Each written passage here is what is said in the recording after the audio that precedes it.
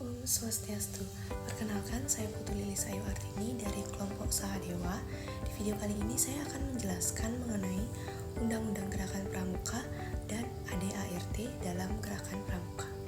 Nah, setelah pertama kali yakni pada tahun 1961 sampai tahun 2009, yang pada waktu itu Gerakan Pramuka hanya diputuskan dalam keputusan Presiden Republik Indonesia. Dan pada akhirnya tahun 2010, Gerakan Pramuka memiliki undang-undang. Dengan pergeseran dan perubahan peraturan di Gerakan Pramuka yang sangat banyak sekali, pada akhirnya Gerakan Pramuka cukup bisa berbangga hati karena merupakan organisasi pertama yang memiliki undang-undang yang mengaturnya. Gerakan Pramuka yang diatur Undang-Undang Nomor 12 Tahun 2010 ini terdiri atas 9 bab, dan berikut inti dari Undang-Undang Gerakan Pramuka. Nah, pada bab pertama, undang-undang ini menjelaskan mengenai ketentuan umum, mulai dari definisi Gerakan Pramuka, Pramuka, Kepramukaan, Pendidikan Pramuka, gugus depan, sampai menteri. Selanjutnya pada bab kedua, undang-undang ini menjelaskan mengenai asas fungsi dan tujuan Gerakan Pramuka. Pada bab ketiga, undang-undang ini menjelaskan mengenai pendidikan kepramukaan. Jadi pada bab ini menjelaskan mengenai dasar, kode kehormatan, kegiatan, nilai-nilai, dan sistem amung. Nah, pada bab keempat, undang-undang ini menjelaskan mengenai kelembagaan, mulai dari yang pertama, umum, yakni bagian ke-1, pembentukan dan kepengurusan organisasi bagian kedua, Kuaran, Kuarcap, Kuarda, dan Kuarnas pada bagian ketiga, organisasi pendukung pada bagian keempat, majelis pembimbing pada bagian kelima, dan atribut pada bagian ke-6. Nah, pada bab selanjutnya yakni bab 5, undang-undang ini menjelaskan mengenai tugas dan wewenang. Jadi pada bab itu dijelaskan mengenai tugas dan wewenang pemerintah.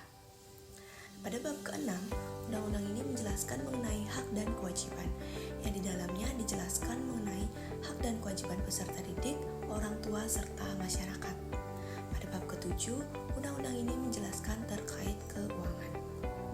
Lanjut pada bab ke-8, undang-undang ini menjelaskan tentang ketentuan peralihan yang mengatur mengenai dampak akan kehadiran undang-undang ini. Kemudian lanjut pada bab terakhir yakni bab 9, menjelaskan mengenai ketentuan penutup yang di dalamnya berbunyi peraturan perundang-undangan yang berkaitan dengan Gerakan Pramuka yang bertentangan dengan ketentuan undang-undang ini dinyatakan tidak berlaku.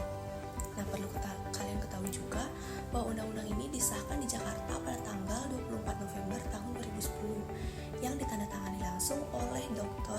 Haji Susilo Bambang Yudhoyono, yakni Presiden Republik Indonesia kita yang ke-6.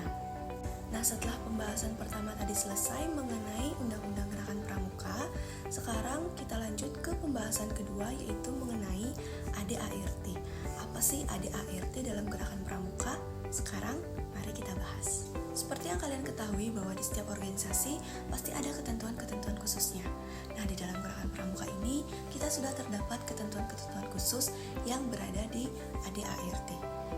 Nah, ADART ini merupakan ketentuan dasar dan ketentuan operasional bagi suatu organisasi yang mencerminkan aspirasi, visi, dan misi Gerakan Pramuka Indonesia. Nah, selanjutnya kita akan membahas terlebih dahulu sejarah singkat mengenai ADART dalam Gerakan Pramuka. Jadi pada mulanya ADART disahkan melalui keputusan Presiden nomor 12 tahun 1971, lalu setelah itu terdapat perubahan pada ADART dan disahkan kembali melalui keputusan Presiden nomor 46 tahun 1984, dan setelah itu terjadi juga perubahan-perubahan lain dan disahkan melalui keputusan Presiden nomor 57 tahun 1988. Kemudian terjadi perubahan lagi dan disahkan melalui keputusan Presiden nomor 34 tahun 1999, dan ada keputusan Presiden nomor 104 tahun 2004. Setelah tahun 2004 terdapat perubahan pada ADART. Jadi ADART tidak perlu disahkan melalui keputusan Presiden, tetapi disahkan melalui keputusan Musyawarah Kuartir Nasional. Nah, yang terakhir ADART mengalami perubahan tahun 2018 dan disahkan melalui Musyawarah Nasional pada tahun 2018 dan disahkan pada tahun 2019. Pokok-pokok penting ADART Gerakan Pramuka. Yang pertama, ada eksistensi terdiri dari nama, status dan tempat asas, tujuan, tugas pokok, dan fungsi. Yang kedua, ada sistem among. Yang ketiga, organisasi yang terdiri dari anggota, jenjang organisasi, kepengurusan saka, deka, lemdik, bimbingan, dan pemeriksaan keuangan. Yang keempat, musyawarah dan referendum. Yang kelima ada pendapatan kekayaan. Yang keenam ada atribut, terdiri dari bendera, panji, himne, dan pakaian seragam serta tanda-tanda. Yang ketujuh ada anggaran rumah tangga, pembubaran dan perubahan anggaran dasar. Nah, setelah kalian tahu apa itu ADART, sejarah singkat ADART, kita akan lanjut ke pembahasan berikutnya, yaitu mengenai tujuan pramuka dalam ADART.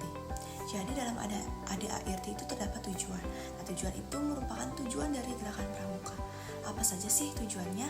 Langsung saja kita masuk ke pembahasan berikutnya. Jadi tujuan gerakan pramuka dalam ADART itu ada 3. Yang pertama, memiliki kepribadian yang beriman, bertakwa, berakhlak mulia, berjiwa patriotik, taat hukum, disiplin, menjunjung tinggi nilai-nilai luhur bangsa, berkecakapan hidup, sehat jasmani dan rohani. Yang kedua, menjadi warga negara yang berjiwa Pancasila, setia dan patuh kepada Negara Kesatuan Republik Indonesia, serta menjadi anggota masyarakat yang baik dan berguna, yang dapat membangun dirinya sendiri secara mandiri, serta bersama-sama bertanggung jawab atas pembangunan bangsa dan negara. Yang ketiga, memiliki kepedulian terhadap sesama makhluk hidup dan alam lingkungan. Jadi kita sebagai pramuka dituntut memiliki 3 hal tersebut. Nah, sebelumnya kalian sudah membahas mengenai tujuan gerakan pramuka. Nah, selanjutnya kita akan membahas 5 unsur terpadu dalam kepramukaan. Yang pertama ada prinsip dasar kepramukaan. Prinsip dasar kepramukaan ini ciri khas yang membedakan kepramukaan dari pendidikan lain dan dilaksanakan sesuai dengan kebutuhan, kepentingan, situasi, dan kondisi masyarakat. Yang kedua ada metode kepramukaan, merupakan prosedur dan cara untuk mengimplementasikan nilai dan prinsip dasar kepramukaan. Yang ketiga ada kode kehormatan pramuka. Pastinya kalian sudah tidak asing dengan kode kehormatan tentunya. Setiap anggota pramuka itu memiliki kode kehormatan sesuai dengan tingkatannya masing-masing. Nah, kode kehormatan itu adalah norma yang berlaku dalam kehidupan pramuka dan menjadi standar tingkah laku pramuka di lingkungan masyarakat. Nah, kode kehormatan siaga ada Dwi Satya dan Dwi Dharma. Penggalang kode kehormatannya adalah Trisatya dan Dasar Dharma, sedangkan penegak, pandega, dan dewasa kode kehormatannya adalah Trisatya dan Dasar Dharma. Yang keempat yaitu moto gerakan pramuka, yaitu Satyaku Kudharmakan, Dharmaku Kubaktikan. Moto ini terdapat dalam lagu Satya Dharma Pramuka atau himne pramuka. Yang kelima ada kiasan dasar kepramukaan, merupakan ungkapan yang digunakan secara simbolik dalam penyelenggaraan kegiatan kepramukaan. Nah, jadi tadi setelah dibahas unsur terpadu dalam kepramukaan, kita lanjut ke pembahasan yang berikutnya, yaitu tentang anggaran dasar dan anggaran rumah tangga. Pada anggaran dasar itu terdapat 12 bab dan 63 pasal, sedangkan pada anggaran rumah tangga terdapat 11 bab dan 134 pasal. Jadi sebenarnya anggaran dasar itu merupakan gambaran besar atau garis pokoknya dan akan dijabarkan lebih lanjut lagi pada anggaran rumah tangga. Nah, pada kali ini kita akan membahas terlebih dahulu tentang anggaran dasar gerakan pramuka. Jadi seperti yang tadi sudah dijelaskan bahwa anggaran dasar itu terdapat 12 bab dan 63 pasal. Bab pertama ada nama, status, tempat, dan hari pramuka. Bab kedua membahas mengenai asas, tujuan, tugas pokok, dan fungsi. Bab ketiga membahas tentang sifat. Bab keempat membahas pendidikan kepramukaan. Bab 5 membahas organisasi. Bab ke-6 musyawarah. Bab ke-7 atribut. Bab ke-8 mengenai hak dan kewajiban. Bab 9 mengenai keuangan dan kewajiban. Bab 10 mengenai pembubaran. Bab ke-11 mengenai anggaran rumah tangga, dan bab 12 mengenai penutup. Nah, setelah mengetahui bab-bab pada anggaran dasar, kita akan lanjut membahas bab-bab yang terdapat pada anggaran rumah tangga. Jadi, bab yang tadi dijabarkan kembali di anggaran rumah tangga. Jadi pada bab pertama ada nama, status, tempat, dan hari pramuka. Yang kedua asas, tujuan, tugas pokok, dan fungsi. Ya, bab ketiga mengenai sifat.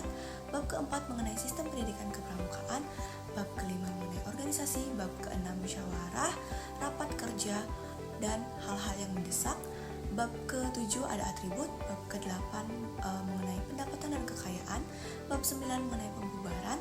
Bab 10 lain-lain. Bab 11 mengenai penutup. Oke, sekian tadi pembahasan mengenai undang-undang dan ADART dalam gerakan pramuka. Semoga bermanfaat dan berguna bagi kakak-kakak dan adik-adik yang sudah menonton. Terima kasih. Om Santi Santi Santi Om. Salam